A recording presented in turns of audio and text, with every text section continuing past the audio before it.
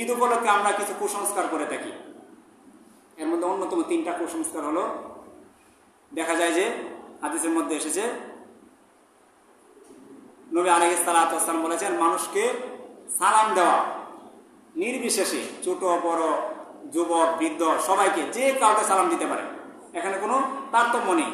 কিন্তু ঈদের সময় দেখা যায় যে পুত্রবধূ, ছেলে বা অন্য আত্মীয় স্বজন, কাজিনরা, ভাই বারাদাররা দেখা যায় বড়দেরকে, সিনিয়রদেরকে সালাম তো দেয়, এরকম ভাবে সালাম দিয়ে পা ধরে সালাম করে না? পা ধরে সালাম করে, কিন্তু ইসলামে কিন্তু পা ধরে সালাম করা নাই। যদি দূরে থাকে তাহলে হাত তুলে ইশারা দিয়ে সালাম দেওয়া যায়, কিন্তু কাছে থাকলে হাত তোলাও নিষেধ। যদি কান পর্যন্ত আসসালামু আলাইকুম আওয়াজটা যায় তাহলে হাত তোলাও নিষেধ। সুতরাং প্রশ্নই আসে না কাউকে পা ধরে সালাম করা, সালামি নেওয়ার জন্য। এমনকি জঘন্যতম আরেকটা যে অপরাধ করে থাকি আমরা সালাম করার সময়, এমনকি মাথাটাকে আমরা নত করে দিই, শিরিক হয়ে যায় আল্লাহ পাকের সাথে। এই যে আল্লাহ পাক রব্বুল আলামিন তার কুদরতি হাতে আমার আপনি এই চেহারাটাকে বানাইছেন, এটা একমাত্র আল্লাহ পাকের কুদরতি হয়ে সেজদা দেওয়ার জন্য আল্লাহ তাআলা বানিয়ে দিয়েছেন। আমরা হয়তো এটা খামখেয়ালি বা আনন্দ ফুর্তির জন্য বলতেছি বা করতেছি, সালাম করতেছি সালামের জন্য, কিন্তু এটা হলো হিন্দুয়ানি রীতি, খ্রিস্টানদের, বহির্বিশ্বের পশ্চিমাদের রীতি হলো এটা। তারা পা ধরে সালাম করে বিভিন্ন উৎসবে, হিন্দুরা বিশেষ করে। সুতরাং আমরা এই কাজ কখনো করব না। সালাম নিতে হলে অবশ্যই আমরা সালাম দিব, মুসাফা করব, কোলাকুলি করবো, এর বাহিরে আর কোনো কিছু নেই। এই জন্য এই কুসংস্কারটা আমরা সমাজ থেকে, আমাদের পরিবার থেকে আমরা দূর করতে হবে। এটা আমার আপনার পরিবারের মধ্যে গার্ডিয়ান হিসেবে আমার আপনার দায়িত্ব। কখনো আমরা পা ধরে মাথা মতো করে সালাম করবো না, বরং সালাম দিতে হলে নির্বিচারে আমরা সুন্দরভাবে, স্বাভাবিকভাবে সালাম দিব। এটা হলো প্রথম কুসংস্কার।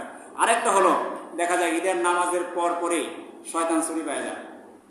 30 দিন শয়তান বন্দি ছিল।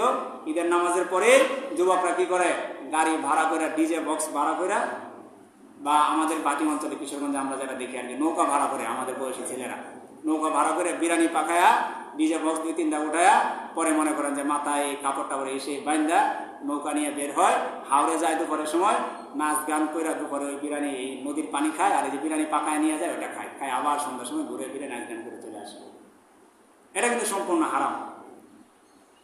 ঈদের দিন আনন্দ করার অনুমতি আছে। সাহাবায়ে কেরাম আনন্দ করতেন, ওনারা ঘোড়া প্রতিযোগিতা করতেন, তীর প্রতিযোগিতা করতেন, হালাল বিনোদন করতেন। আপনারাও করতে পারেন।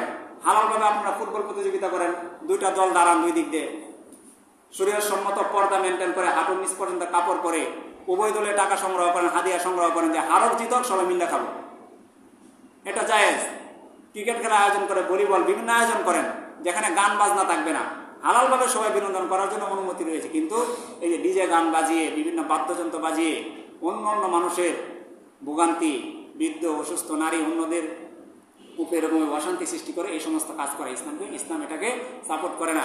সর্বশেষ আরেকটা কুসংস্কার হলো, এই যে কিছুক্ষণ আগে বললাম, নতুন পোশাক পরে আসতে হবে। এটা যে শয়তান মানুষের মাথায় কেমনে ঢুকিয়ে দিয়েছে, বিশেষ করে মহিলাদের মধ্যে। ঈদের মধ্যে নতুন পোশাক না হলে, নতুন 3 পিস জামা না হলে ঈদেই বুঝি হয় না, ওদের ধারণা। কিন্তু কথা হলো, উত্তম পোশাক পরে ঈদগাহে আসা, নতুন পোশাক পরে না। সর্বশেষ একটা কথা হলো, ঈদগাহে যখন আমরা আসবো, নামাজ পড়তে যখন আসবো, ঈদের জামা যখন পরিধান করব, নতুন জামার পকেট চেক করবেন, যে পকেটের মধ্যে কিছু আছে কিনা, টাকা পয়সা আছে, যদি না থাকে নিয়ে আসবেন, ঈদগাহে যেন কিছু দেখে যাইতে পারেন।